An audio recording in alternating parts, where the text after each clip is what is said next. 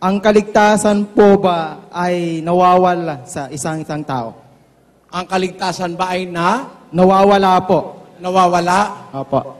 Alam mo, kapatid, yung paniniwala ng once saved, always saved. Naligtas ka na ngayon. Kahit mangalunya ka, pumatay ka, magnakaw ka, magdrugs ka, kasi naligtas ka na, ligtas ka na forever. Wala sa Biblia yun. In fact, walang sitas na ganun. Once saved, always saved. No. Maiwawala ng tao ang kaligtasan. Pwede mong maiwala yun eh. Pakinggan mo, sabi sa Colosas, ha?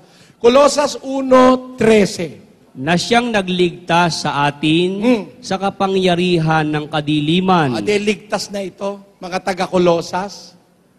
Naligtas na sila. Sabi ni Pablo sa mga taga-Colosas, siya ang nagligtas sa atin sa kapangyarihan ng kadiliman.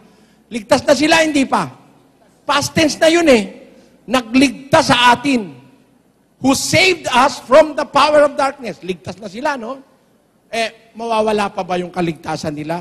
Sabi rin ni Pablo sa Colosas din, sa Kapitulo 2 ka lang babasa. Basa. 2:18. Sino man ay huwag manakawan ng gantimpala sa inyo sa pamamagitan ng kusang pagpapakababa at pagsamba sa mga anghel. Kita nyo?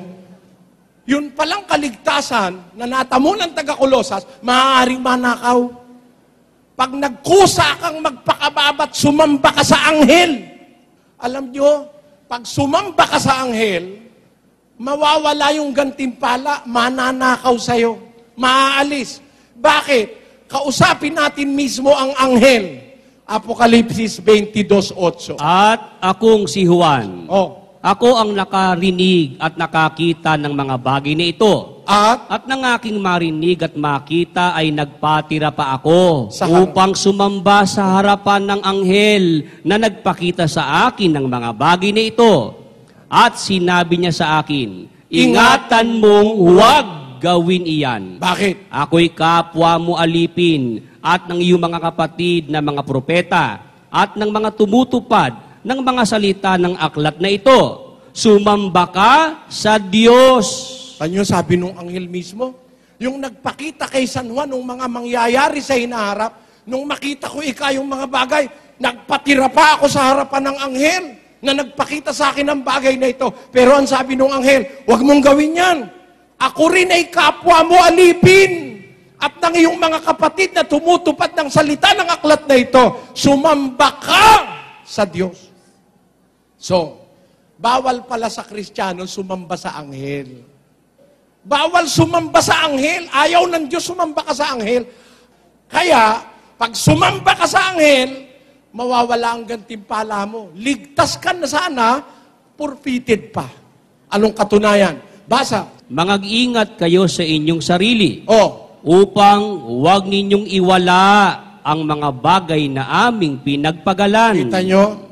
Mag-ingat kayo, baka maiwala mo yung ipinagpagalan namin, sabi ng mga apostol.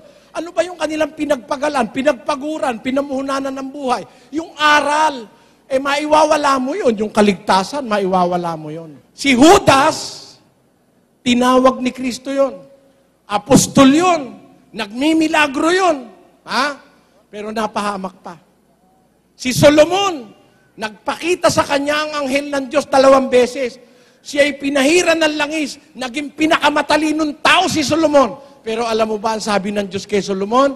Basa, 28:9 ng unang kronika. At ikaw, Solomon, na aking anak, kilalanin mo ang Diyos ng iyong ama.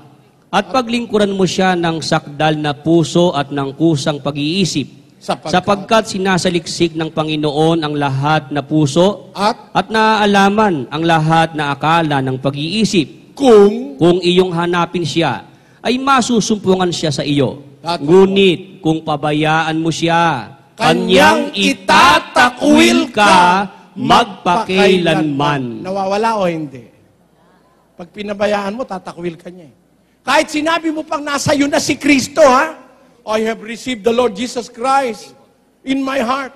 Granting that you really have Christ in your heart, can you not be a reprobate anymore? Let us read that. 2 Corinthians chapter 13 verse 5 says, examine yourselves whether ye be in the faith. Prove your own selves. Know ye not your own selves how that Jesus Christ is in you? Know ye not in your own self that how Jesus Christ is in you? Except ye be reprobates. Tagalogin natin. Siyasatin ninyo ang inyong sarili kung kayo'y nanga sa pananampalataya. Subukin ninyo ang inyong sarili. Hindi ba ninyo nalalaman sa ganang inyong sarili na si Jesucristo ay nasa inyo? Maliban na nga kung kayo'y itinakwil na. Oh, Jesus Christ is in you, but you can be a reprobate. Pwede kang itakwil pag hindi ka maingat. Ganun po ang Diyos. Ang Diyos justisya ligtas ka na nga. Tinanggap mo na nga si Kristo. Di okay ka. Naghudas ka naman Ibig sabihin, hudas na, ligtas ka pa. Kaya nga hudas ka Kaya nga hindi ka ligtas, hudas ka Naintindihan niyo po ibig ko sabihin, mga kapatid. Kaya hindi totoo na hindi na naiwawala ang kaligtasan. Conforme yan sa pagmamahal mo at pag-iingat mo. Pag nagpa-daskul-daskul ka, o kaya pinabayaan mo, hindi ka na natakot sa Diyos, parang si Solomon. Dumating nga ang araw, dinakwil ng Diyos si Solomon Ang haba lang kung babasahin ko lahat ng talata, si Ananias at si Sapira, tinakwil ng Diyos. Si Jotrepes, si Himeneo at si Alejandro, tinakwil ng Diyos. Marami, nagkristyano sila, pero hindi sila nagpatuloy, gumawa sila ng masama, tinakwil sila. Yan. Nakita nyo, mga si Satanas nga Alam nyo ba, si Satanas dati nasa totoo yun Gusto nyo pruweba? 8:44 ng Juan. Basa. Kayo'y sa inyong amang Diablo. Oh. At ang mga nais ng inyong ama ang ibig ninyong gawin. Siya'y isang mamamatay tao buhat pa ng una. At hindi nananatili sa katotohanan. Dati nasa katotohanan siya, lumayas siya Yan po. Okay na kapatid? Salamat po, brother.